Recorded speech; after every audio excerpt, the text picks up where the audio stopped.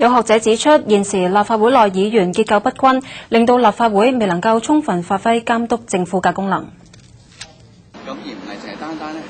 有學者指，現時立法會內仍然以保守派為主流，而且直選議員嘅人數佔全體議員不足一半。呢一種議員結構不均，令到立法會未能夠充分發揮監督政府嘅功能。佢希望能夠增加立法會議員嘅人數以及直選議席。立法會嗰個政治生態裏邊，其實都係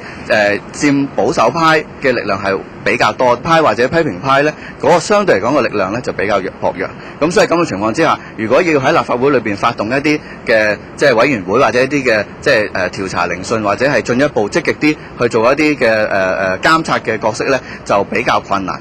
陳卓華又提到，鄰近地區嘅經驗，政改係需要經歷5個過程。佢希望政府開始就政改啟動諮詢。另外，陳卓華認為立法會工作出現前鬆後緊嘅問題，可以由立法會主席同行政部門交涉，以改善立法會嘅工作安排。要提出一啲嘅法案俾立法會議員審議嘅時候呢，好多時呢都比較缺乏系統，同埋呢嗰個嘅即係突然間可能有好多個法案提出嚟，咁變咗嗰個嘅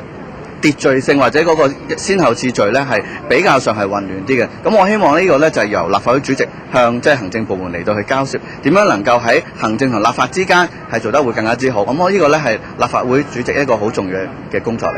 另外，澳門獅匯網絡舉辦論壇，探討第3屆立法會首個會期嘅工作。